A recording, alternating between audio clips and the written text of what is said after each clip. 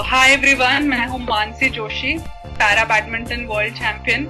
आप मुझे सुन रहे हैं रेडियो उड़ान अ फ्लाइट ऑफ लाइफ पर।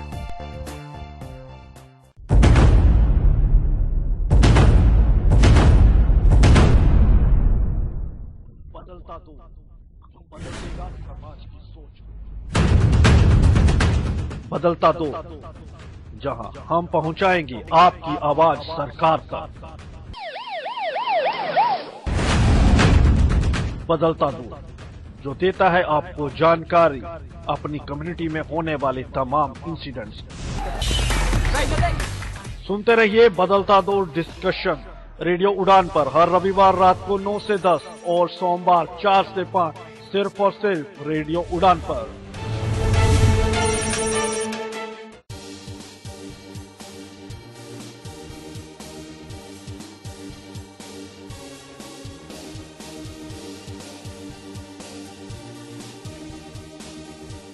जी दोस्तों, नमस्कार, आदाब, सत श्री अकाल। मैं दानिश महाजन प्रोग्राम बदलता दौर में आपका एक बार फिर से स्वागत करता हूं। रविवार का दिन है और आज फिर से अवसर है आपको एक बेहद खास पर्सनैलिटी से मिलाने का और एक बहुत ही इम्पोर्टेंट कोज के बारे में आपको बताने का और एक ऐसी ऑर्गेनाइजेशन के बारे में बताने का और एक ऐसी स्टेट से आज के हमारे गेस्ट हैं जहां पर्सन्स विद डिसेबिलिटीज के लिए काम करना काफी चैलेंजिंग माना जाता था और इन्होंने काफी हद तक उस जो विचारधारा थी, जो थॉट था, उसको चेंज किया है और लगभग 2 डेकेड से काम कर रही है फॉर पर्सन्स विद डिसेबिलिटीज और अंडर प्रिविलेज्ड, जिसको सो कॉल्ड अंडर प्रिविलेज्ड हम कहते हैं, एक ब्रिज गैप कर रही हैं डिसेबल्ड और नॉन डिसेबल्ड में इंक्लूजन लाने की कोशिश कर रही हैं, नेशनली ही नहीं बल्कि इंटरनेशनली भी। तो मुझे बेहद खुशी होती है जब अलग अलग स्टेट से हमारे गेस्ट आते हैं और मकसद इस प्रोग्राम का यही होता है कि आपको नए नए इनिशिएटिव्स के बारे में बताया जाए, इंक्लूजन कैसे हम ला सकते हैं उसके बारे में बताया जाए, हर स्टेट में डिसेबिलिटी का क्या स्टेटस है तो उसके बारे में आपको बताया जाए, ताकि आप एक लाइन ड्रॉ कर सके कि आपकी स्टेट में कितना काम होना अभी बाकी है और क्या नए नए इनिशिएटिव्स आप हमारे गेस्ट से सीख के उनको अपनी स्टेट में, अपने एरिया में भी इम्प्लीमेंट करें। तो आज की जो हमारी गेस्ट हैं बहुत खास हैं। ये श्रुति महापात्रा जी है, डॉक्टर श्रुति महापात्रा। ये सीईओ हैं, फाउंडर हैं स्वाभिमान फाउंडेशन की। तो डॉक्टर हैं ये, तो इनकी लाइफ के बारे में जानेंगे, इनके इनिशिएटिव्स के बारे में जानेंगे। इन्होंने एक बहुत ही यूनिक 20 साल पहले एक फेस्टिवल लॉन्च किया था, अंजलि, और इंटरनेशनल फेस्ट होता है ये, children for disabilities and without disabilities. तो उसके बारे में भी इनसे जानेंगे। डॉक्टर श्रुति महापात्रा, आपका बहुत बहुत स्वागत है रेडियो उड़ान पे। नमस्ते।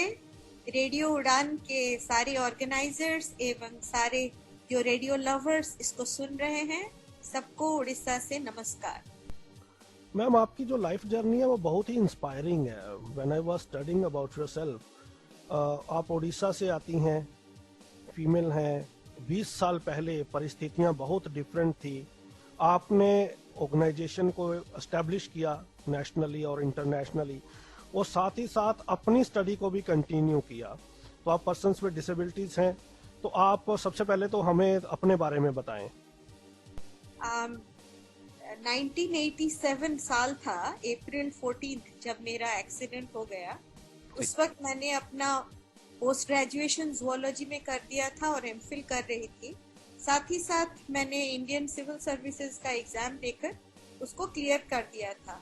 तो घर में बहुत खुशी का माहौल था, क्योंकि और 2 हफ्तों में हमारी शादी होने वाली थी और बहुत अच्छी नौकरी मिल गई थी और कैरियर भी अच्छा था।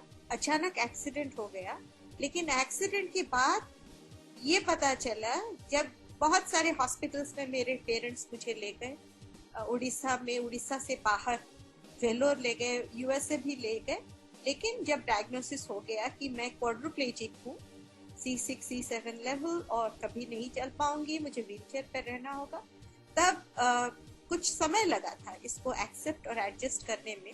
लेकिन जो एक बार एक्सेप्ट हो गया, ठीक है व्हीलचेयर पर कुछ करेंगे, तो उसके बाद जीवन जीने की एक नई प्रेरणा मिली और अपने परिवार के सपोर्ट से मैं आगे बढ़ चली। तो ये कब माइंड में आपके आया कि मुझे डिसेबिलिटी सेक्टर में काम करना है? Who inspired you? कहाँ से आपकी जर्नी स्टार्ट हुई? डिसेबिलिटी सेक्टर में आना इसलिए हुआ क्योंकि जब मैं रिहैबिलिटेशन करके उड़ीसा वापस आ गई, तब उड़ीसा 1987 में बिल्कुल अलग था। पर्सन्स विद डिसेबिलिटी के लिए कोई सम्मान नहीं था, उनका इंक्लूजन नहीं था। तो मैंने भी कभी किसी को रास्ते में नहीं देखा, या फिर किसी रिहैबिलिटेशन सेंटर में या किसी स्पेशल स्कूल में, या कोई स्पेशल ओकेजन होता था जैसे sports for person with disability, तब देखने को मिलता था। तो मुझे ये थोड़ा बड़ा अनकंफर्टेबल सिचुएशन लगता था। लेकिन मैंने बाहर जाना शुरू किया, मैं रेड क्रॉस के एक्टिविटीज में जाने लगी। मैंने एक ग्रुप शुरू किया, shared adventure recreation and entertainment, क्योंकि उस वक्त डिसेबिलिटी की बात लोग करते थे तो सिर्फ रिहैबिलिटेशन की बात करते थे। तो मैंने कुछ दोस्तों को इकट्ठा किया, कुछ बड़े कुछ छोटे, सबको लेकर मैं गई पूरी बीच ऑन व्हील चेयर। तो इसको न्यूज़पेपर वालों ने बहुत किया कवर, और सभी लोग बहुत खुश हो गए कि ये कितना अच्छा दिन आज का रहा, ऐसे क्यों ना हम आगे करें। तो ऐसा जब मैं कर रही थी 1996 में मुझे, और फिर 1995 में मुझे जावेद अबीदी का कांटेक्ट मिला था। दिल्ली में जावेद तब काम करते थे। उसके बाद 1996 में मुझे एक इनविटेशन मिला था डॉक्टर प्रदीप कुमार मल्लिक से सिलीगुड़ी में। तो मैं भी सिलीगुड़ी जाकर पहुंची। वहां पहली बार मैंने देखा इतने सारी पर्सन्स विद डिसेबिलिटी इकट्ठे, सब अपने राइट्स के लिए लड़ रहे थे। और हमारे पूर्व प्रेसिडेंट प्रणब मुखर्जी भी आए हुए थे। तो इन सब को देखकर और इन सब की बातें सुनकर और डॉक्टर प्रदीप कुमार मल्लिक के गाइडेंस और एडवाइस को सुनकर मैंने सोचा कि नहीं, अपना काम कुछ भी करो लेकिन डिसेबिलिटी को लेकर भी आगे बढ़ना है। तो उस वक्त मैं अपना स्टडी सर्कल चला रही थी और मेरे बच्चे जो इंडियन सिविल सर्विसेज की तैयारी करते थे उनको पढ़ाती थी। तो उसके साथ मैंने ये स्वाभिमान आउटफिट को शुरू किया और पहला काम यही किया क्योंकि मुझे लगा कि अगर लोगों को इंफॉर्मेशन मिल जाए तो वो अपना सब कुछ कर सकते हैं। तो इसलिए disability information and resource centre कहा।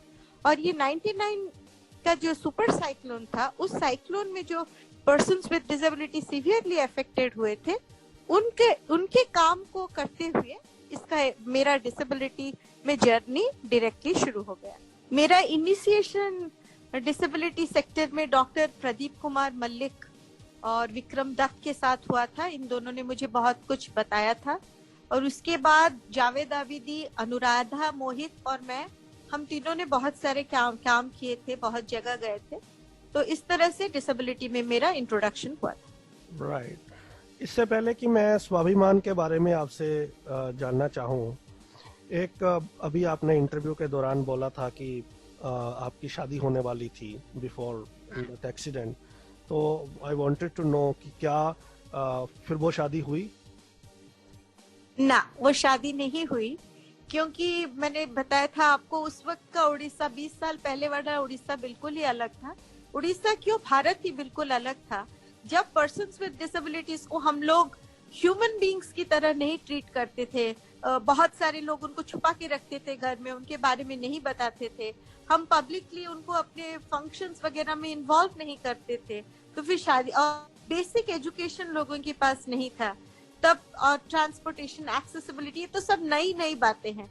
तो शादी तो बहुत दूर की बात है। Do you regret for that?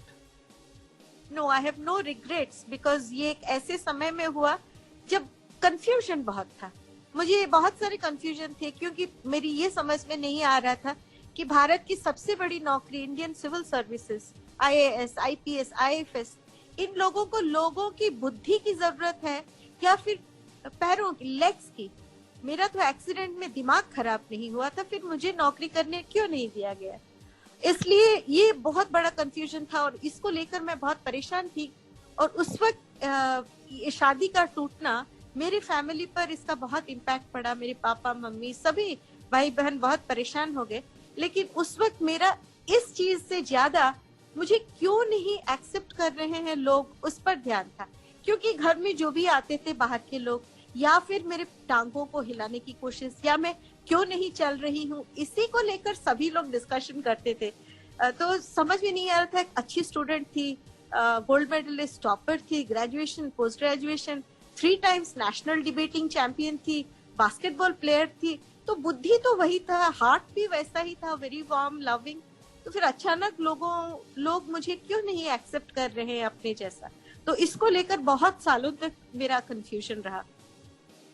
Exactly तो ये बहुत ही चैलेंजिंग पीरियड होता है हमारे लिए, और सोसाइटी थोड़ा और इसको बढ़ा देती है।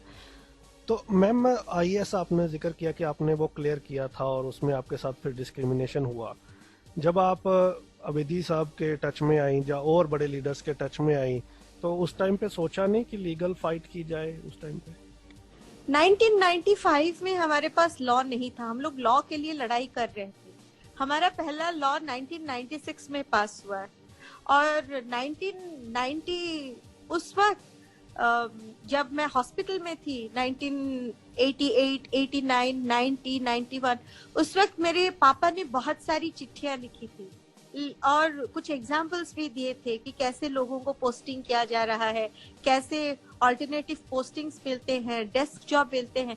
लेकिन हमारा कोई गॉडफादर नहीं था, मतलब हमारा कोई कनेक्शन लिंक वगैरह नहीं था जिनके पास जाकर हम कुछ बोलकर कहीं मीटिंग वगैरह करवाएं, किसी ऑफिसर से बोले, क्योंकि ये ट्रेंड उस वक्त नहीं था। और जब ख्याल आया कि I should fight for my job, बहुत सारे साल बीत चुके थे और मैंने उसको अपना पास्ट ले लिया था।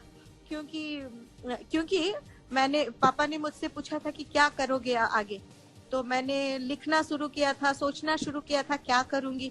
तब हम लोग दोनों ही एक कॉमन पॉइंट पे पहुंचे थे कि हमारे लिए एकेडमिक्स बहुत अच्छा होगा। इसलिए मैं यूनिवर्सिटी वापस गई। उसकी स्टोरी अलग है, बहुत ज्यादा ह्यूमिलिएशन हुआ, बहुत परेशानियां हुई। यहाँ की सेम यूनिवर्सिटी जहाँ की मैं प्राइड ऑफ द यूनिवर्सिटी थी, उसी यूनिवर्सिटी के प्रोफेसर्स ने कहा ये क्या टेढ़े मेढ़े उंगली व्हीलचेयर पर बैठी है, ये क्या एमफिल पीएचडी करेगी।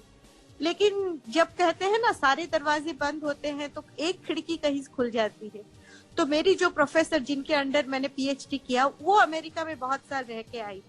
उन्होंने कहा कि मैं श्रुति मेरे अंडर में काम करेगी।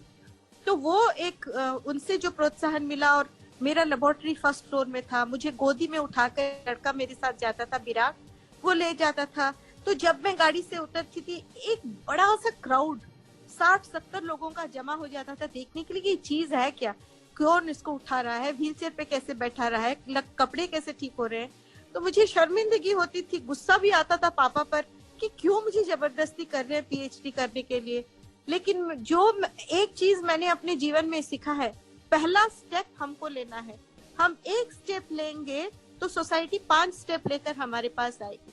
जो मैंने शुरू कर दिया रेगुलरली यूनिवर्सिटी जाना, तो कुछ दिनों के बाद जब मैं गाड़ी से उतरी तो हमारा पियोन दौड़ के आया। उसने कहा है मैडम ने कहा है आप पीछे वाले रास्ते से जाएंगे। तो मेरे लिए एक गेट बना दिया था, तो मैं पीछे के रास्ते से मेरी गाड़ी जाती थी। तो मैं प्राइवेटली उतरती थी, कपड़े ठीक करती थी, कोई नहीं होता था। फिर कुछ दिनों के बाद प्रॉब्लम ये होता था कि मेरा लेबोरेटरी फर्स्ट फ्लोर में था और जो टॉयलेट था वो ग्राउंड फ्लोर में था। अब मुझे ऊपर से उठा के लेकर आते, तब तक मेरे कपड़े गिल्ले हो जाते थे, बहुत शर्मिंदगी होती थी। फिर मैंने पापा से बहुत लड़ाई की, नहीं अब मैं नहीं जाऊंगी, आज मेरा ऐसा इंसिडेंट हुआ है। लेकिन सुबह जब मैं उठूं देखूं मेरे मम्मी पापा मुस्कुरा रहे हैं। क्या? मम्मी ने रात भर जाग कर जो पुराने टॉवेल्स थे उनको काट कर एक मोटा सा डायपर बनाया था और कहा कि तुम इसको पहन के जाओ, अगर भी थोड़ा बहुत गीला हो गया, तुम्हारे कपड़े गीले नहीं होंगे, तुम्हें शर्म नहीं आएगी। तो फिर मैंने जाना शुरू किया। लेकिन 15-20 दिन हुए होंगे, पियोन ने कहा आप ऊपर मत जाइए। मैंने कहा काम करूंगी कैसे, आप नीचे आइए। मुझे ले गए तो वहां मेरी प्रोफेसर खड़ी होके मुस्कुरा रही थी। जो ग्राउंड फ्लोर में उनका अपना पर्सनल लेबोरेटरी था, वो बहुत बड़ी प्रोफेसर है, प्रोफेसर प्रियंबदा महांती हेजमाडी, सारे वर्ल्ड में बहुत फेमस है रीजनरेशन एक्सपेरिमेंट्स के लिए। और वो उड़ीसा के बाहर पहली बार लेकर गई, उड़ीसी डांस। तो मैंने एक स्टेप लिया तो सब मेरा लेबोरेटरी ग्राउंड फ्लोर में हो गया, मेरे लिए एक गेट बन गया पीछे। और उन्होंने एक रिसर्च स्कॉलर को मेरे साथ रख दिया कि जो भी श्रुति को फीस डिपॉजिट करना है, लाइब्रेरी से किताब लाना है, ये तुम्हारा काम है, तुम करो। तो पीएचडी और रिसर्च के भी 4-5 साल बहुत बढ़िया कट गए। और फिर मैं खुश हो गई कि चलो मेरे पास अब PhD है, अब मैं कहीं रिसर्च स्कॉलर या फिर लेक्चरर बनती।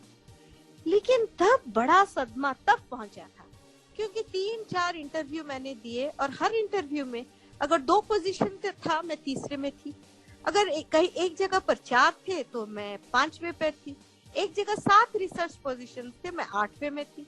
तब मैंने पापा से कहा, पापा अब मेरा व्हीलचेयर मुझसे बहुत बड़ा हो गया, मुझे कोई एक्सेप्ट नहीं कर रहा है और मैंने बहुत अच्छा इंटरव्यू दिया है और मुझसे अच्छा कैंडिडेट इनके पास नहीं हो सकता है, तो ये रिजेक्शन सिर्फ डिसेबिलिटी की वजह से है।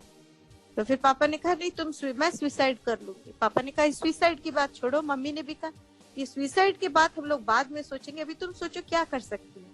फिर मैंने स्पोकन इंग्लिश का क्लास शुरू किया, जो विमेन होते हैं हाउसवाइफ्स उनके लिए। कुछ दिन उसको करने के बाद मैंने छोटे बच्चों के लिए क्राफ्ट क्लास, बेकरी क्लास, उसको सैटरडे संडे किया। फिर मैंने देखा मेरे पास तो इतनी अच्छी विद्या है, मैं उड़ीसा में कोई स्टडी सर्कल है ही नहीं, और मैंने स्टडी सर्कल शुरू किया और बच्चों को पढ़ाना शुरू किया सिविल सर्विसेज के लिए।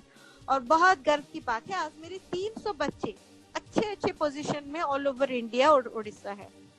तो ये है मेरी journey. Too much of humiliation but I am happy, वो ह्यूमिलिएशन के रास्ते से मैं गई, इसलिए आज मैं डिसेबिलिटी को एक अलग संवेदनशील और पॉजिटिव और एम्पावरिंग दृष्टि से देख सकती हूँ।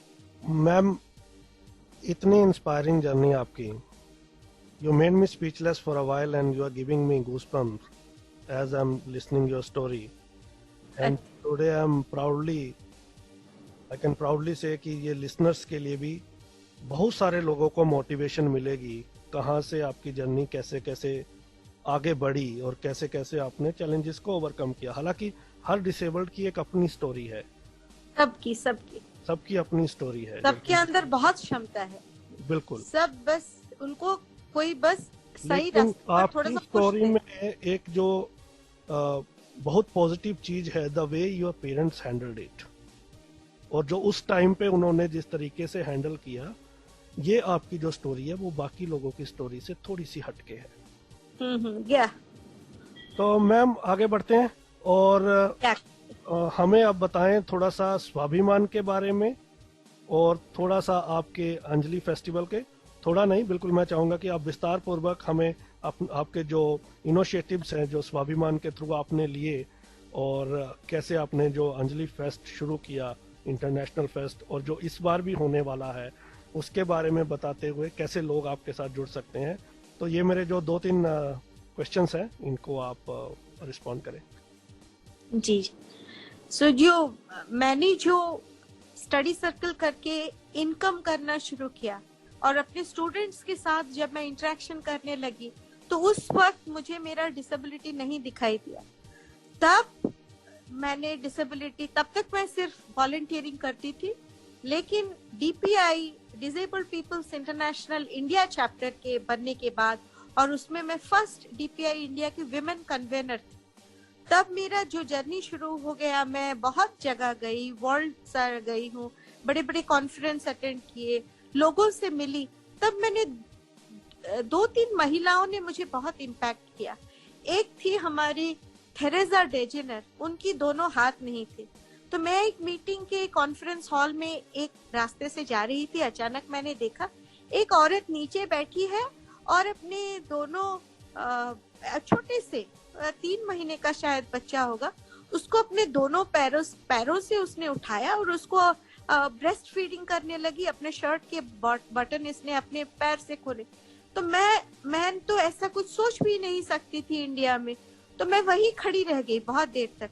फिर अचानक मुझे ख्याल आ गई, तो रूडनेस हो गया, मैं ऐसे कैसे देख रही हूँ। तो उन्होंने मुझे पूछा क्या नाम है तुम्हारा, कहाँ से आई हो। फिर मैंने उड़ीसा के बारे में बताया, इंडिया के बारे में बताया और कैसा हमारा हालत है बताया। वो मेरी एक बहुत बड़ी एक्चुअल मेंटर थी। उन्होंने मुझे डिसेबिलिटी राइट्स, एडवोकेसी के बारे में बहुत कुछ सिखाया। दूसरी जिन्होंने मुझे बहुत इम्पैक्ट किया वो थी लूसी वोंग हर्नांडिस। तो वो उस वक्त डिसेबल्ड पीपल्स इंडिया इंटरनेशनल जो मेन ग्रुप था, वो उसकी सेक्रेटरी थी।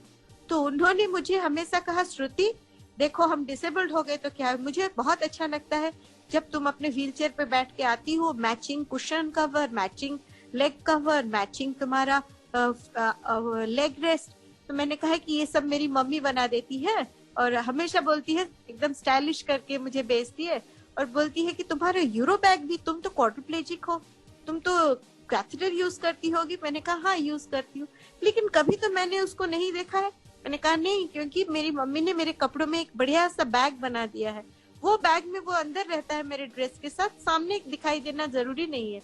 तो वो मुझे बोली तुम ऐसे हमेशा स्टाइलिश रहना, हमको हमारा एक मैसेज हमको आगे लेकर जाना है। हम एम्बेसडर्स हैं डिसेबिलिटी के, लोग बहुत घृणा से हमको देखते हैं। स्मार्ट दिखना है, सुंदर दिखना है, वेल ड्रेस्ड दिखना है, क्योंकि आज की दुनिया देखेगी अगर तुम वेल ड्रेस्ड हो और पर्सन विद डिसेबिलिटी हो और कुछ बोल रही हो तो उसको ध्यान से सुनेंगे। लेकिन तुम अगर वेल ड्रेस्ड नहीं हो, बहुत मीक एंड माइल्ड हो, ठीक से नहीं बात करती हो, तो कोई तुम्हारे कोई बात नहीं सुनेगा। तो उनसे भी मैंने एडवोकेसी के ट्रेट सीखे थे। और जो तीसरी थी वो थी जर्मनी की डीना रैड की, बहुत ही लविंग। वो थी इंटरनेशनल डिसेबल्ड पीपल्स इंटरनेशनल की विमेन कन्वेनर। तो मैं इंडिया की थी, वो इंटरनेशनल की थी। हम दोनों ने साथ बहुत सारे कुछ ऑर्गेनाइज किए हैं, काम किए, और उनसे मैंने धीरे धीरे सीखा कैसे to be very proud and happy about your body. वो अपने डिसेबिलिटी को कभी इतना इम्पोर्टेंस नहीं देती थी, व्हील चेयर पर बैठकर फराटे लगा के घूमती थी, बहुत ब्यूटीफुल मेकअप, और हर दिन अपने ड्रेस के साथ मैचिंग इयररिंग्स, और बहुत फ्रेंडली, वेरी सॉफ्ट स्पोकन। लेकिन जब प्रिंसिपल्स की बात आ जाए तो वेरी टफ। तो मैंने उनके साथ रहकर बहुत कुछ मुझे अच्छा लगता था। वो कैसे बात करती थी, वो हर चीज को कैसे प्रेजेंट करती थी, और एकदम स्टाइलिश। तो ये तीनों लेडीज से मैंने बहुत कुछ सीखा और जाना। और इंटरनेशनल एडवोकेसी की जो लैंग्वेज होती है उसको मैंने सीखा, किससे कैसे बात करना है, ब्यूरोक्रेट्स के साथ कैसे बात करना है, पॉलिटिशियंस के साथ किस भाषा में, नंबर की भाषा में, साधारण लोगों के साथ किस भाषा में। तो ये सारे टेक्निक्स मैंने सीखने के बाद मैं एक स्कूल में गई थी 2000 में, अमेरिका का एक स्कूल था, और मैं आश्चर्य हो गई देखकर कि बच्चे इकट्ठे पढ़ रहे थे। एक लड़का था जिसका वेंटिलेटर लगा हुआ था, पर आराम से, एक लड़का था जिसका कोई ट्यूब लगा हुआ था, और सारे बच्चे, छोटे बच्चे एक साथ पढ़ रहे थे। उसको मैंने देखकर कहा कि ये भारत में कैसे होगा। फिर मैंने कहा चलो एक छोटा कोई मॉडल बनाते हैं। तो स्वाभिमान की तो तब शुरुआत हमारी हो गई थी, ऑफिस सेट हो गया था, काम शुरू हो गया था, और मैंने ये सोचा था कि अगर लोगों को हम इंफॉर्मेशन दे सके तो हम उनकी सबसे बड़ी सेवा कर सकते हैं। क्योंकि डिसेबिलिटी पेंशन, एंटाइटलमेंट्स सब ठीक है, लेकिन जो लोगों को चाहिए, जिसके लिए मुझे इतनी परेशानी हुई थी, कहाँ जाऊं, अपनी नौकरी को, मुझे नौकरी में ज्वाइन नहीं करने दे रहे हैं, ये रिप्रेजेंटेशन कहाँ दूं। मुझे एक स्टेशन में एक ट्रेन टिकट कलेक्टर ने इतना परेशान किया था। मैं अंदर गई तो उसने मुझे कहा कि आपकी बर्थ अगर ऊपर है तो आपको ऊपर बैठना है। मैंने कहा मैं नहीं चढ़ सकती, मैं उससे मेरा कोई लेना देना नहीं। बहुत आर्गुमेंट हुआ था, और दुख इस बात का हुआ था कि कंपार्टमेंट में किसी ने मदद नहीं की थी।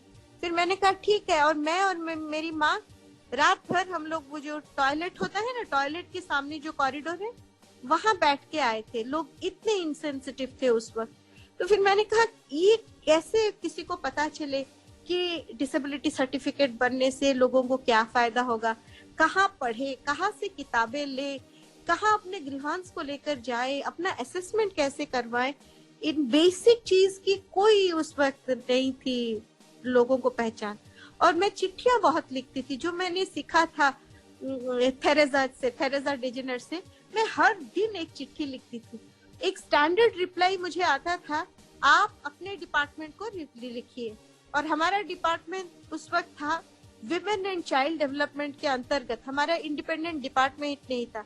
तो मुझे बड़ा गुस्सा आता था, जब एजुकेशन के लिए एजुकेशन डिपार्टमेंट है, स्पोर्ट्स के लिए स्पोर्ट्स डिपार्टमेंट, तो हमारा सारा नीड्स एक डिपार्टमेंट के अंदर कैसे है। और फिर हमारे पास there are so many men, तो ये women and child development department के लिए कैसा है। फिर हमने धीरे धीरे स्वाभिमान के थ्रू एडवोकेसी करना शुरू किया। बहुत सारी चिट्ठियां लिखी और मुझे लगता है उन चिट्ठियों का कुछ ना कुछ तो इम्पैक्ट पड़ा। चीफ सेक्रेटरी बुलाते थे, जो भी विमेन एंड चाइल्ड डेवलपमेंट में नया सेक्रेटरी आते थे हम उनको मिलते थे, पूरा ब्रीफिंग देते थे। जहां भी जाते थे इंटरनेशनल सेमिनार्स के लिए सारी प्रोसीडिंग्स लाकर गवर्नमेंट के साथ शेयर करते थे। चीफ मिनिस्टर को चिट्ठियां देते थे। फिर चीफ मिनिस्टर ने हमें अपने ऑफिस में बुलाना शुरू किया। तो एक बार मजेदार बात है, एक बार हम गए थे तो उनके एक ऑफिस असिस्टेंट ने कहा, madam how many letters are you writing, हमारे 3 बड़े बड़े फाइल बन गए हैं, आप और कितना चिट्ठी लिखेंगी। मैंने कहा तुम लोग तो मेरे लिए रैंप नहीं बना रहे हो, आज तक मुझे उठा कर ला रहे हैं, 3 सीढ़ियां हैं चीफ मिनिस्टर के ऑफिस के कंपाउंड में घुसने के लिए, और क्या करोगे आगे। तो इस तरह ये चलता रहा, चिट्ठियां चलती रही। मेरा जो पहला स्ट्रॉन्ग एडवोकेसी हुआ था वो जब 2001 में 2 में जब हमारा एक जयदेव भवन है, उसको सूचना भवन कहते थे, और वहाँ पब्लिक फंक्शंस होते थे। तो हमने अखबार में पढ़ा कि पर्सन्स विद डिसेबिलिटी का डे सेलिब्रेट होगा और इस वेन्यू पे होगा। आप लोग अगर पर्सन्स विद डिसेबिलिटी या उनके फैमिली मेंबर्स हैं या सिविल सोसाइटी है, आइए और पार्टिसिपेट कीजिए। तो मैं भी भागी भागी गई। वहाँ जो ऑफिशियल्स खड़े थे, कुछ लोगों ने आए और व्हीलचेयर को पकड़ा और कहा चलिए मैडम। मैंने कहा क्यों पकड़ रहे हो मेरे व्हीलचेयर को, ना सिर्फ 5 सीढ़ियां है। मैंने कहा मैं क्यों जाऊं उठकर, तुम्हारे सेक्रेटरी जी से को बुलाओ, उनसे बात करती हूँ। बोले नहीं ऐसा नहीं होगा, मीटिंग शुरू होगा। फिर कुछ लोगों ने मुझे धक्का देना शुरू किया। मैंने कहा धक्का क्यों दे रहे हो, ना सेक्रेटरी आ रहे हैं सेक्रेटरी। मैंने कहा अब तो मुझे यहाँ से नहीं जाना। तो सेक्रेटरी जो थे उनका नाम था चिन्मय बसु। तो वो पास आए, पूछा क्या झमेला हो रहा है। मैंने कहा झमेला तो नहीं है, मेरा एक ग्रीवांस है। आप IAS ऑफिसर हैं, इस डिपार्टमेंट के हेड हैं, आप पर्सन विद डिसेबिलिटी के लिए एक प्रोग्राम कर रहे हैं और ऐसी जगह कर रहे हैं जहाँ मैं डिग्निटी के साथ नहीं जा पा रही हूँ। कुछ लोग मेरी व्हीलचेयर को उठा कर ले जाएंगे, ऐसा क्यों, मैं नहीं जाऊंगी ऐसे। तो एक कुछ सेकंड्स के लिए थम गए और कहा आपका नाम। मैंने कहा श्रुति है मेरा नाम। बोले श्रुति आप मुझे 1 घंटे का समय देंगी। मैंने कहा ठीक है, मैं 1 घंटे के बाद वापस आ रही हूँ। जब मैं 1 घंटे के बाद वापस पहुंची, उड़ीसा का जो सबसे पहला रैंप वो एक लकड़ी का ब्यूटीफुल रैंप बनकर सूचना भवन में लगा था और मैं बड़ी डिग्निटी के साथ अंदर गई। ऐसे बहुत सारे चेंजेस होते रहे। नेशनल लेवल में हम लोग नेशनल डिसेबिलिटी नेटवर्क के साथ जुड़े रहे।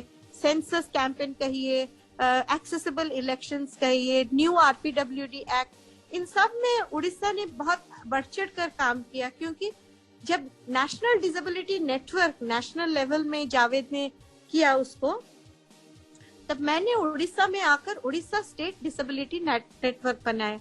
क्योंकि मुझे लगा कि अगर हम लोग एक नेटवर्क बनाते हैं तो हमारा वॉइस बहुत मजबूत होगा।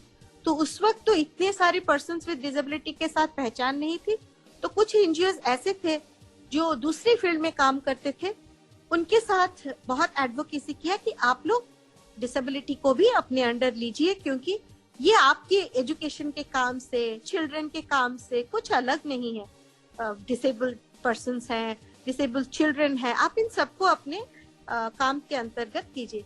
इस तरह एक अबाउट 45 लोगों को लेकर हमने उड़ीसा स्टेट डिसेबिलिटी नेटवर्क का फॉर्मेशन किया। और बहुत खुशी के साथ आपको कहूंगी कि 2011 में जब सेंसस हुआ तब बहुत अच्छी एडवोकेसी हुई। फिर एक क्वेश्चन नंबर भी बना, क्वेश्चन नंबर 9 डिसेबिलिटी को लेकर। तो हमने उड़ीसा में हमारे हम मतलब उड़ीसा स्टेट डिसेबिलिटी नेटवर्क, जिसमें अभी 80 से अधिक ऑर्गेनाइजेशंस हैं और 150 से अधिक इंडिविजुअल्स हैं विथ एंड विदाउट डिसेबिलिटी। हमने जो सेंसस कैंपेन किया उसके लिए हमको चंद्रमौली जी का एक एप्रिसिएशन मिला, क्योंकि भारत का जब सेंसस परसेंटेज 2.1% है, उड़ीसा में इट इज 2.9% है। क्योंकि हमने ऑफिसर्स, एन्यूमरेटर्स हर लेवल में इस ट्रेनिंग को किया। अब उसके बाद जो अंजलि प्रोग्राम को किया, ये मैंने किया क्योंकि मुझे हमेशा लगता है कि जो बच्चे होते हैं वो किसी भी कॉज के बारे में आप कहो बहुत बढ़िया उसको बारे में बात करते हैं। तो जबकि इंक्लूसिव एजुकेशन नहीं आया था, अंजलि करके लोकल स्कूल्स को इन्वॉल्व करके, Stuart school Bhubaneswar, Ruchika high school Bhubaneswar, इन्होंने अपने तरफ से लीड लेकर चिल्ड्रन विद डिसेबिलिटीज को अपने इंस्टीट्यूशन में एडमिशन देना शुरू किया। तो ये हो गया। अब अंजलि जब शुरू हुई 77 बच्चे आए थे, लेकिन आज ये जो 18th फेस्टिवल हमने लास्ट ईयर खत्म किया, तो तब तक हमने टोटल 47,000 बच्चों के पास डिसेबल्ड, नॉन डिसेबल्ड और 10,000 यूथ के पास पहुंच गए हैं।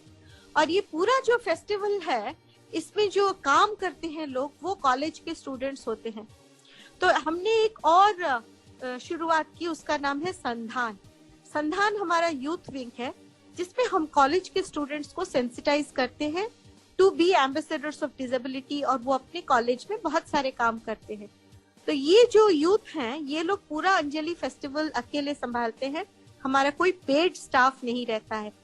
कैंप क्लीन करना, बच्चों को खिलाना, बस लेकर जाना, रखना, ये सब कुछ अंजलि में होता है। सो अंजलि के 3 कंपोनेंट है। एक है अंजलि कैंप, जो 5 डेज एक्टिव वर्कशॉप है, जॉयफुल लर्निंग मेथड्स, जहाँ डिसेबल्ड, नॉन डिसेबल्ड बच्चे एक साथ सीखते हैं। Pottery, terracotta, magic, music, dance, ऐसे बहुत सारे एक्टिविटीज करते हैं। एक है अंजलि स्कॉलरशिप, जिसमें हम यूथ विद डिसेबिलिटीज को स्कॉलरशिप देते हैं, जो कि मेरिटोरियस है, लेकिन पैसों की कमी है तो आगे पढ़ाई करने के लिए सपोर्ट करते हैं। और एक है अंजलि अवार्ड, जिसकी 3 कैटेगरीज है। अंजलि अवार्ड फॉर ब्रेवरी हम उनको देते हैं जो कि अपने डिसेबिलिटी को पीछे छोड़ाए हैं। और Anjali award for service, individuals हो या ऑर्गेनाइजेशंस हो, हम उनको देते हैं जो आगे आए हैं और दूसरों के लिए काम कर रहे हैं। तो इस साल हमारा 28 हमने अवार्ड सिलेक्शन हो गया है। तो हमारे जो VR1 एक डांस ग्रुप है, जिसे हुस्नैन, जो पर्सन विद डिसेबिलिटी है, उन्होंने शुरू किया है। तो उन्होंने इस बार अंजलि अवार्ड फॉर सर्विस जीता है, वो दिल्ली में बेस्ड है।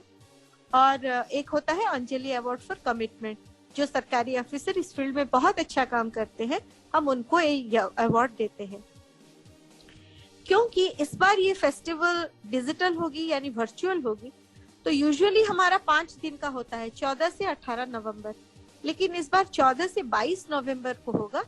और 14 नवंबर में इनॉग्रेशन, और हर दिन हम 3-3.5 घंटे का प्रोग्राम अलग अलग स्लॉट्स में करेंगे, जिसमें पैनल डिस्कशंस है यूथ के लिए, कंपटीशन और वर्कशॉप है बच्चों के लिए, और एक कंपोनेंट है लिसन टू योर ऑफिसर्स। कुछ forest officer, Oriya cinema actors, IPA police officer, civil aviation officer, ये सब आएंगे और बच्चों के साथ इंटरेक्ट करके उनको इन ऑफिस के बारे में बताएंगे। बहुत खूब। तो बहुत इम्पोर्टेंट इंफॉर्मेशन आपने शेयर की। तो हम लोग आपके इस इवेंट में कैसे हिस्सा बन सकते हैं, कैसे लिसनर्स इस इवेंट को ज्वाइन कर सकते हैं? हमारी वेबसाइट है www.swabhiman.org।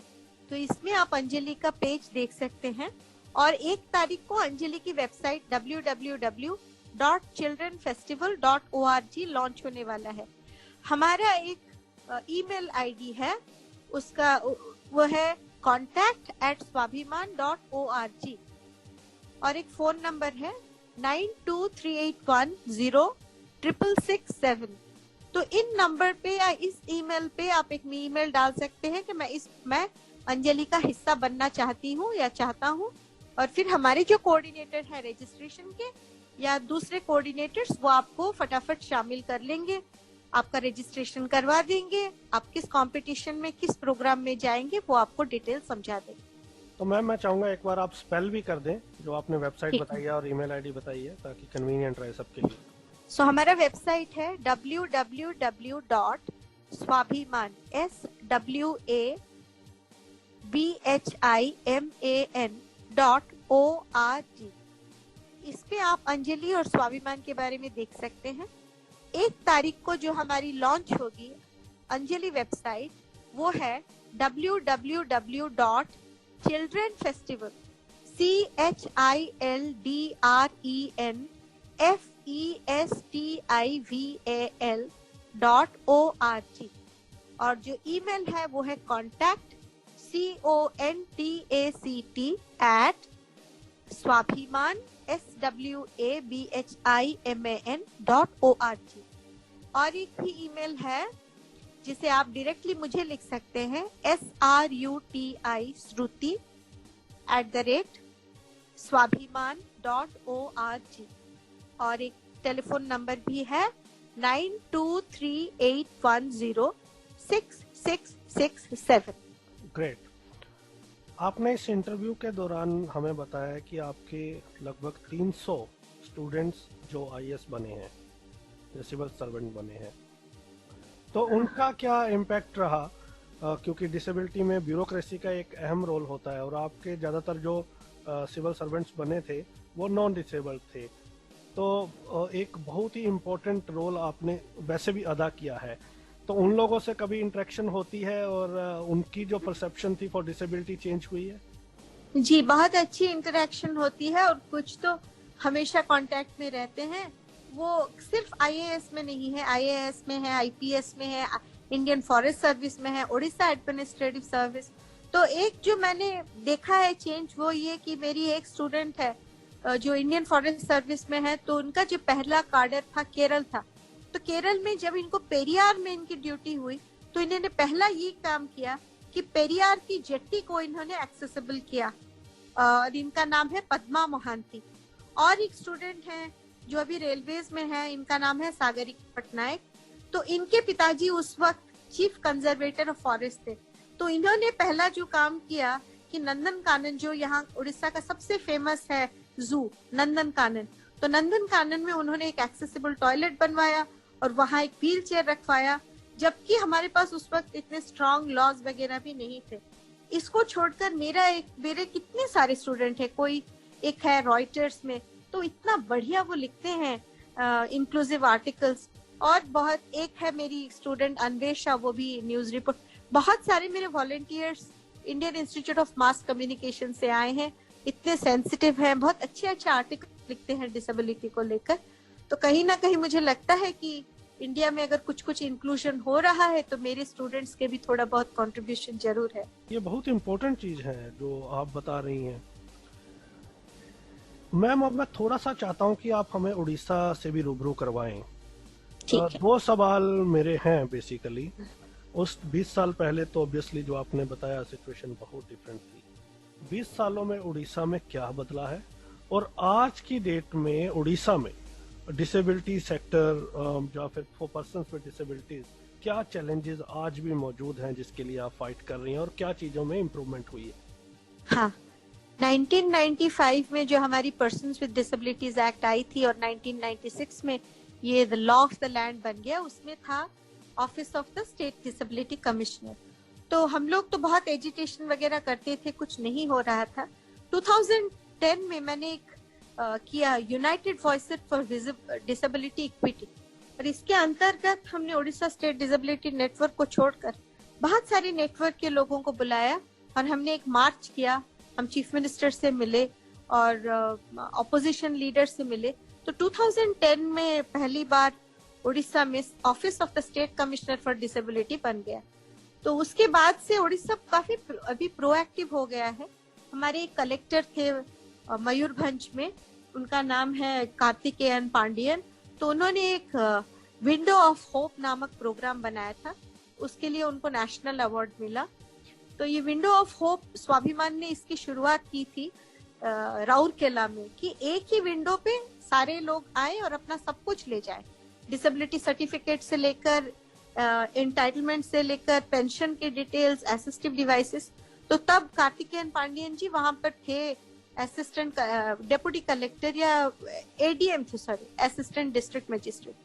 तो उन्होंने इसको अपनाया और जब ये कलेक्टर हो गए मयूरभंज के, पूरा मयूरभंज डिस्ट्रिक्ट के लिए उन्होंने इसको किया और बहुत लोग इससे बेनिफिटेड हुए। और उड़ीसा गवर्नमेंट काफी प्रोएक्टिव है डिसेबिलिटी को लेकर। तो जब नया लॉ आया उसके बाद बहुत सारी चेंजेस आई है। हाँ, एक और एजुटेशन हमने किया था WCT से निकालने के लिए, तभी इंटरवेंशन चीफ मिनिस्टर के ऑफिस के थ्रू हुआ। हमने चीफ मिनिस्टर को बुलाया था, वो आए, हमारे डिपार्टमेंट के मिनिस्टर सेक्रेटरी WCT के आए। फिर हमने कहा कि हम कोई गलत बात नहीं कह रहे हैं, क्योंकि WCT के बहुत सारे प्रायोरिटीज हैं, तो डिसेबिलिटी इसमें नहीं हो रहा है। तो फिर हमें एक डिपार्टमेंट ऑफ डिसेबिलिटी मिला और उसके बाद एक independent social security and empowerment of persons with disability, social security and empowerment of persons disability है, जिसमें एक अलग ही डिपार्टमेंट है उड़ीसा में, जिसमें डिसेबिलिटी, ट्रांसजेंडर और एल्डरली लोगों का ख्याल रखा जाता है।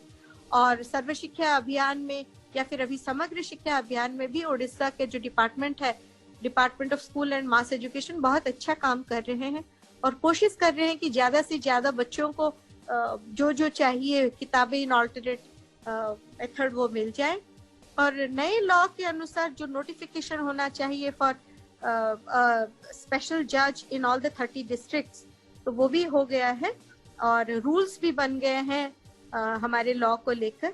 तो अभी तो इंतजार है 2030 का, जब इंक्लूसिव डेटा आ जाएगा और उसके बाद डिसएग्रीगेटेड डिसेबिलिटी नंबर जब बड़े नंबर में आ जाएगी, तब और कोई एडवोकेसी की ज्यादा जरूरत नहीं होगी। तो आज की डेट में अगर मैं जानना चाहूँ तो 4-5 चैलेंजेस जो आपकी स्टेट में है फॉर पर्सन्स विद डिसेबिलिटीज, वो क्या है? सबसे बड़ा जो प्रॉब्लम है वो है एक्सेसिबिलिटी का। एक्सेसिबिलिटी जिस हद तक होनी चाहिए नहीं हुई है, बहुत थोड़ी से बिल्डिंग्स में हुई है। अभी ये टॉम डिक हैरी ABC से Z लेकर हर बिल्डिंग में हो जाना चाहिए, इसका बहुत खराब हालत है। बहुत ज्यादा फिजिकल एक्सेसिबिलिटी नहीं हुई है। और जो गवर्नमेंट के सारे डिपार्टमेंट्स हैं, इनके बीच थोड़ा कोऑर्डिनेशन का अभाव है। जैसे ट्रांसपोर्ट डिपार्टमेंट में ढेर सारे 200 या ऐसे कुछ बसेस खरीदी, तो एडवोकेसी हम लोगों ने किया, उनको बहुत बताया, लेकिन लो फ्लोर बस लेने के लिए, लेकिन हुआ नहीं। जो पहले 200 बसें आई, हाई फ्लोर थी। तो एक इंटर मिनिस्टेरियल या इंटर डिपार्टमेंटल जो है, वो एक कोऑर्डिनेशन का बहुत अभाव है। एक डिपार्टमेंट दूसरे डिपार्टमेंट के साथ इनको मिलकर काम करना है। जब तक मिलकर नहीं काम करेंगे, तब तक इंक्लूजन ज्यादा सक्सेसफुल नहीं हो सकता है। तीसरा जो बड़ा चैलेंज मैं अपनी आंखों के सामने देखती हूँ, वो है एजुकेशन का। हायर एजुकेशन डिपार्टमेंट जो है, वो हमारे डिपार्टमेंट के सर्कुलर्स को ज्यादा इम्पोर्टेंस नहीं देता है, जबकि लिखा है कि जो भी बच्चा कॉलेज में जाए उसको फीस रिलैक्सेशन हो जाना चाहिए। वो नहीं हो पा रहा है, क्योंकि प्रिंसिपल्स जो कॉलेज के हैं वो कह देते हैं हमारे पास कोई सर्कुलर नहीं है। तो ये जो थोड़ा एजुकेशन हायर हो या स्कूल का हो, ये यहाँ पर भी बहुत ज्यादा काम की जरूरत है। और स्पोर्ट्स जो है, कल्चर, रिक्रिएशन, यहाँ पर अभी तक इंक्लूजन नहीं पहुंचा है। तो इंक्लूजन है थोड़ा एजुकेशन में हो रहा है, स्किल डेवलपमेंट, एम्प्लॉयमेंट में कुछ थोड़ा बहुत हो रहा है, बहुत कम। लेकिन लीजर, रिक्रिएशन, स्पोर्ट्स, इन सब में इंक्लूजन की अभी अभाव है। चलिए मैम, तो अब थोड़ा सा आपके बारे में जानते हैं। मुझे ये जानना है कि जब आपने स्वाभिमान को फाउंड कर लिया, व्हेन यू एस्टैब्लिश्ड स्वाभिमान, तो पेरेंट्स का क्या रिएक्शन था जब उन्होंने देखा आप इंटरनेशनली विजिट कर रही हैं, घूम फिर रही हैं, काफी लोगों के साथ आपका नेटवर्क बिल्ट हो गया है, इतने लोगों को आपने सिविल सर्वेंट बनाया है, तो उनका क्या रिएक्शन था? देखिए, पेरेंट्स का वॉइस और पेरेंट्स का ownership of the education of child with disability Orissa में बहुत कम है। आप भुवनेश्वर से, मतलब किसी भी डिस्ट्रिक्ट में 10 किलोमीटर से ज्यादा दूर चले जाएं डिस्ट्रिक्ट हेडक्वार्टर से, तो सिचुएशन पेरेंट्स का अंडरस्टैंडिंग का इतना अच्छा नहीं है। लेकिन 2016 में हमने कुछ शुरू किया, उस प्रोजेक्ट का नाम दिया सक्षम। तो सक्षम में 3-4 पार्टनर्स थे। एक तो उड़ीसा गवर्नमेंट की एजुकेशन डिपार्टमेंट, प्राइमरी एजुकेशन, एक स्वाभिमान, एक हमने लिया एक कॉर्पोरेट हाउस को जिसने फंडिंग दिया, और हमारे जो पेरेंट्स थे। हमने पेरेंट्स को सिखाया कैसे आवाज बुलंद करनी है। पहले उनको RPWD act, right to education act, इन सब के बारे में अच्छी तरह से ट्रेनिंग दिया। फिर पेरेंट्स को कहा, अभी आप बोलो कि स्कूल में जो स्कूल मैनेजमेंट कमेटी है, हम उसके मेंबर बनेंगे। स्कूल का जो स्कूल डेवलपमेंट प्लान होता है, वो इंक्लूसिव होना चाहिए, एक्सेसिबल होना चाहिए। स्कूल में जो स्कूल कैबिनेट बनता है, उसमें चिल्ड्रन विद डिसेबिलिटी को इंक्लूड कीजिए। तो 2016 में ये जो एक्टिविटी हमने शुरू किया है, डायरेक्ट इंटरेक्शन ऑफ पेरेंट्स, तो ये एक अच्छी चीज हम देख रहे हैं कि आजकल पेरेंट्स बहुत कुछ बोल रहे हैं और हर जगह बहुत अच्छे चेंज किए हैं। एक जगह एक पिकनिक के लिए टीचर्स बच्चों को लेकर जा रहे थे, उन्होंने कहा कि ये मेंटली चैलेंज्ड है, हम इसको नहीं लेकर जाएंगे। तो उसकी माँ ने कहा, या फिर आप इसको लेकर जाइए या फिर मुझे लेकर जाइए, नहीं तो आप इसके अधिकार का उल्लंघन कर रहे हैं। तो टीचर्स लोग फाइनली बच्चे को लेकर गए, खूब घुमा के बढ़िया से लेकर आए। वहाँ बुक्स नहीं मिल रहे थे, तो वो एडवोकेसी किया। अब भुवनेश्वर में एटलीस्ट 700 स्कूल्स में बुक्स फटाफट एक्सेसिबल फॉर्मेट में मिल जा रही है। चलिए, ये तो आपने अच्छा बताया, but I was asking about your parent. लेकिन चलिए, आपने ये भी चीज बता दी, तो इससे भी काफी पेरेंट्स की आवाज बुलंद हो रही है और पेरेंट्स सब अपने बच्चों के एजुकेशन का ओनरशिप ले रहे हैं। What about your family? I was asking about your family. My family, unfortunately I lost my father very early. मेरे पापा बहुत जल्दी I will be lost him. और अभी इस वक्त तो घर में मैं और मेरी माँ है। मेरी माँ डॉक्टर है और हर तरह से मेरा हर काम में सहयोग करती है और बहुत प्राउड फील करती है, बहुत प्राउडली मेरी बातें कहती है। भाई बहन सब जो यहाँ पढ़ते थे, बाहर भी पढ़ते थे, वो लोग अब एक बहन यूएस बॉस्टन में है, बॉस्टन के पास, एक बहन कनाडा में है, एक भाई गुड़गांव में है, एक छोटी बहन बैंगलोर में है। सबकी शादी हो गई है, फुलफिल्ड फैमिली। लेकिन मेरे हर काम में हमने एक सर्कल ऑफ फ्रेंड्स बनाया है स्वाभिमान के लिए, कि जब हमें रुपयों की जरूरत होती है, कहीं से कोई फंडिंग नहीं है, तो वो लोग हमको दे। तो इस सर्कल ऑफ फ्रेंड्स में मेरे फैमिली मेंबर्स, मेरी मम्मी फर्स्ट मेंबर, मेरे सारे भाई बहन हैं, मेरी चाची है, मेरे कजिन्स, आंटी, स्कूल फ्रेंड्स भी कुछ है। तो इसको हम सर्कल ऑफ फ्रेंड्स बुलाते हैं और ये लोग हर काम में मेरा सहयोग करते हैं, सपोर्ट करते हैं, वेरी पॉजिटिव है। मैं जब यूएस गई थी फर्स्ट टाइम, तो मेरी बहन ने अपने घर के पास एक रैंप रेंट पे लिया था, क्योंकि उसकी 3 सीढ़ियां, वुडन डेक में जाने के लिए 3 सीढ़ियां थी, तो वहां लिया था। और एक बहन जिसने कनाडा में, और उसने अमेरिका जाकर स्पेशल एजुकेशन की पढ़ाई की, कि उसने कहा मुझे जानना है मेरी दीदी किस फील्ड में काम करती है। तो मेरा भाई माइक्रोसॉफ्ट में रहा है, अभी गूगल में है। तो वो बहुत सारी एक्टिविटीज उनके जो होती है for inclusion of persons with disability, वो उसमें उसका बहुत योगदान रहा है अपनी कंपनी में। तो इस तरह सारे भाई बहन very progressive towards disability. Great. आपकी हॉबीज क्या है? मेरी हॉबीज मुझे पढ़ना अच्छा लगता है, घूमना अच्छा लगता है, ट्रैवल करना, नई नई जगह जाना बहुत पसंद है, और पढ़ना बहुत पसंद है, और छत पर बैठकर आसमान की तरफ देखना भी मेरा एक हॉबी है। What is the most happiest moment of your life? I have so many happy moments dotted all through my life, very enriched, very happy. मेरा हर मोमेंट मैजिकल है, हर मोमेंट हैप्पी है। Danish, I cannot pinpoint it to one point. What is the most emotional moment of your life? I have got this. I have taken, मैंने दीक्षा ली है, गुरु दीक्षा ली है, और वो 2002 में मैंने लिया है। उसके बाद मेरा मैं देख रही हूँ एक है जो मैंने अपने गुरुजी से सीखा है, वो है to enjoy, give joy to others. तो मुझे बहुत खुशी होती है किसी को कुछ देने में, किसी के लिए कुछ करने में मुझे बड़ा मजा आता है। And my happiest moments are with my children, whether they are disabled और नॉट डिसेबल्ड। छोटे बच्चों के साथ मुझे बहुत अच्छा लगता है। अंजलि में मैं स्टेज पर बैठी थी, चीफ मिनिस्टर थे स्टेज पर, एक छोटी सी लड़की जो she was intellectually disabled, Rourkela से आई थी, वो दौड़ कर सीढ़ी पे चढ़ के स्टेज पे आ गई और मुझसे लिपट कर मतलब वो ड्रूल कर रही थी, सलाइवा पकड़ के रोने लगी। टेल माय मम्मी, मुझे अंजलि से नहीं जाना है, और उसको बोल दो मैं तुम्हारे पास रहूंगी और तुम्हारे पास रहूंगी, मैं नहीं जाऊंगी। और बच्चे जब ऐसे करते हैं, अंजलि के लास्ट दिन कोई हग करता है, फिर kiss me all over, I think those are very very special and very very happy moments. कोई तो एक बच्ची ने कहा कि हम इनको एक ड्रीम फ्लाइट में ले गए थे, सिविल एविएशन को हम लोग 4-5 साल से फॉलो अप करते थे, तो इस साल जनवरी में वो क्लिक हुआ, तो हम लोग तकरीबन 70 बच्चों को लेकर हवाई, उनको एयर इंडिया ने हेल्प किया और हम उनको आसमान पे लेकर गए थे। तो वो बच्चे, oh my goodness, they were so happy. एक ने कहा ऐसा करो आंटी, हम लोग यही रह जाते हैं, अब नीचे नहीं जाएंगे, यहाँ तो खाना भी है, टॉयलेट भी है, तो मैं ऐसे सीट पर सो भी जाऊंगा। So those are my really happy moments. Awesome. And इसके opposite पूछूं तो most emotional moment of the life? Most emotional, I was heartbroken. I was very disturbed the day my father passed away. He was my friend, he was my advisor, my guide.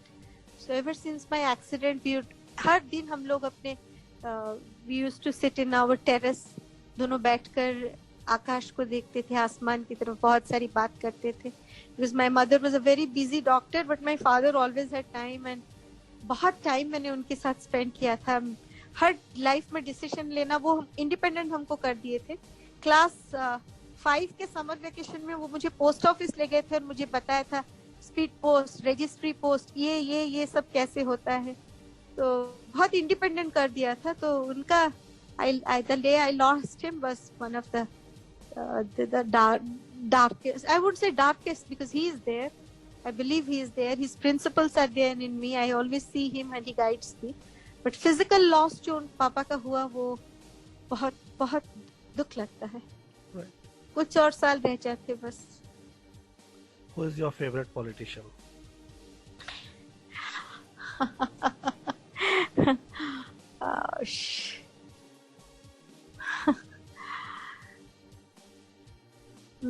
There are many actually. There are many people I like.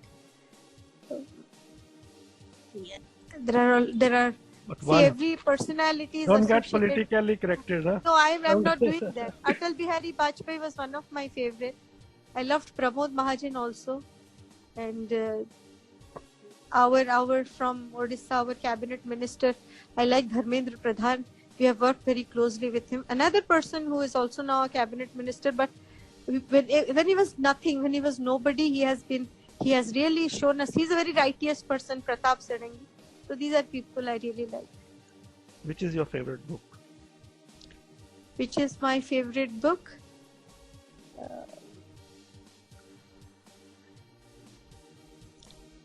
Again, many books. I am recently reading one book on Mahabharata, which I find very interesting, which talks about the interpretation of Mahabharata in terms of our modern living, how every minute the battle is going within us, and how each and every Kaurava and each and every Pandava is within our body. And it's a very beautiful interpretation. I'm reading that. Name of the book? Name of the book, The Epic Story of Mahabharata. Okay. एक चीज, चलिए इसके बाद में पूछता हूँ. इससे पहले आपने काफी जगह घूमा है, तो सबसे बढ़िया जगह कौन सी लगी जहाँ आप बार बार जाना चाहती हैं? मेरा जहाँ मैं बार बार जाना चाहती हूँ, मैं गई थी नॉर्वे में. जब वहाँ सिर्फ दिन था, कोई रात नहीं था, लेकिन नॉर्वे में हम बहुत लंबा वॉक की हूँ. और मुझे बहुत द फ्योर्ड्स जो है नॉर्वे के मुझे बहुत ही पसंद है. They are so beautiful. और यूएसए का एक जगह है द की वेस्ट आइलैंड्स. वहाँ जो बीच है, वो बीच का जो बालू है वो क्रिस्टल क्लियर, इतना वाइट, और वो पानी एकदम टर्कोइज ब्लू. तो वो की वेस्ट आइलैंड्स वो मुझे बहुत पाम बीच आइलैंड, ये सब मुझे बहुत ब्यूटीफुल, सो ब्यूटीफुल, वर्ड्स में उसको डिस्क्राइब नहीं किया जाता. और इंडिया में जम्मू कश्मीर जब मैं गई थी, गुलमर्ग और कुछ जगह, Jammu Kashmir is so beautiful. Kashmir is so beautiful. I just fail in love with Kashmir. कोई एक काम जो बच गया है और बहुत पैशनेटली आप करना चाहती हैं? बच गया है या फिर रह गया है, वो मेरा ये है कि उड़ीसा का जो लास्ट पर्सन विद डिसेबिलिटी है, उसके पास डिसेबिलिटी एंटाइटलमेंट्स की सारी इंफॉर्मेशन पहुंच सके. जो लास्ट बच्चा लास्ट विलेज में है, उसके पास एजुकेशन पहुंच सके. ये मेरा, मैं इसके लिए बहुत कुछ कोशिश कर रही हूँ, कैसे हर बंदे के पास हम पहुंच जाए, सबको ये मालूम चल जाए कि ये है ये. क्योंकि 2 साल पहले 3 दिसंबर को एक खबर निकली थी कि एक पर्सन विद डिसेबिलिटी ने 3,000 रुपए डिपॉजिट किए डिसेबिलिटी सर्टिफिकेट के लिए किसी मिडिल मैन को. तो इतना शौक लगा था कि हम इतना काम कर रहे हैं, disability certificate is freely available, फिर लोगों को उसको 3,000 रुपए देने पड़े. इसलिए information, person with disability in the last village of Odisha must get it. That's my mission now. एक सवाल मैंने कई एपिसोड्स में नहीं पूछा है, अपने कई शोज में, जो मैं अक्सर पूछता था. If you get a chance to be either Minister of Social Justice or Empowerment, Social Justice and Empowerment, or Ministry of Education. What would you select and why? I am not one for politics. I'm not really, but if you're putting me in a hypothetical situation, then I would like to be a part of the education department. Because education, my father, whenever my mother used to cry, उदास हो जाती थी, मैंने बहुत बार सुना है directly, और mummy भी कहती है, मेरे पापा कहते थे, she is educated, she has a powerful tool in her hand. उसके लिए तुम परेशान मत होना, ये हाथ पैर ये कुछ नहीं है. She will find her own way. ये सेंटेंस मैंने बार बार मेरे पापा से सीखा था. और वो एंथ्रोपोलॉजिस्ट थे, मैंने देखा है वो ट्राइबल एरियाज में जब जाते थे ट्राइबल के बन जाते थे और हमेशा उनके लिए बहुत. तो ही बिलीव्ड इन मी. इवन जब मेरा जिस दिन जन्म हुआ था उस वक्त वो कोया ट्राइब में काम करते थे और कोया में न्यू बॉर्न गर्ल को पिकी कहते हैं, तो वो उन्होंने मेरा नाम पिकी दिया था कि it's my new born girl. और हमेशा पढ़ाई को लेकर बहुत, हमारे गांव के बहुत लोगों को भुवनेश्वर लाए, उनको पढ़ाया, वो सब अब अच्छी सरकारी नौकरी कर रहे हैं. इसलिए मुझे डेफिनेटली एजुकेशन की तरफ जाना है. It's the most powerful tool we can place in any human beings hand. वो स्किल हो, स्किल बेस्ड एजुकेशन हो या थ्योरेटिकल नॉलेज हो, एजुकेशन की बहुत जरूरत है. राइट. चलिए मैम, जाते जाते आपका मैसेज. मैं चाहती हूँ कि every human being on planet earth वो दूसरे ह्यूमन बीइंग को सिर्फ एक ह्यूमन बीइंग के बारे में देखे और हम सब एक दूसरे के डिफरेंसेस को एक्सेप्ट करें और डाइवर्सिटी को सेलिब्रेट करें. और जो पर्सन्स विद डिसेबिलिटीज हैं, I appeal to them, it's not my message, it's my appeal to you. Be comfortable with your body, accept your disability. It has nothing to do with your skills, it has nothing to do with your intelligence, it has nothing to do with your heart. ना heart या head कुछ नहीं है.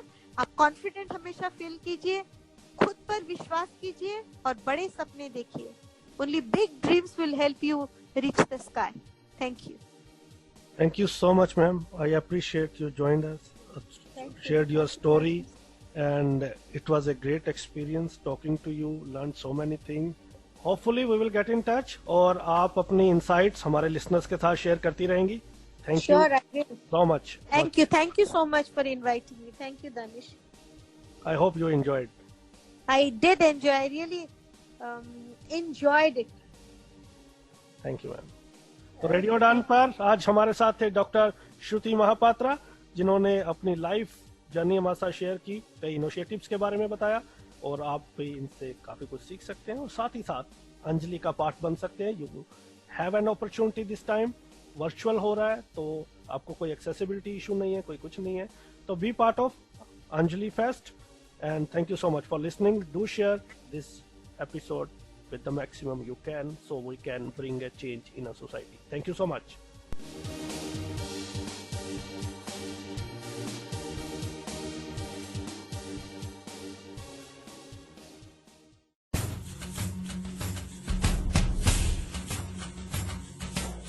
मुद्दे जो बात करे हमारे समाज के हित की. जिसकी बहुत लिमिटेड मोबिलिटी है, उसको कोई अब्यूज करे, वो भाग के या दौड़ के खुद के बचाव में जाएगा भी कहाँ. सो इस तरह से कई वजह हो सकते हैं. एक्सपर्ट्स की बातें जो छुए हमारे दिल को.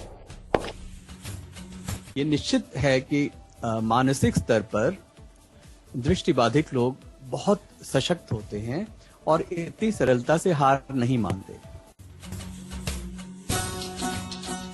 जी हाँ दोस्तों, मैं दानिश महाजन बदलते दौर में रखूंगा एक नजर अपने समाज की तमाम गतिविधियों पर.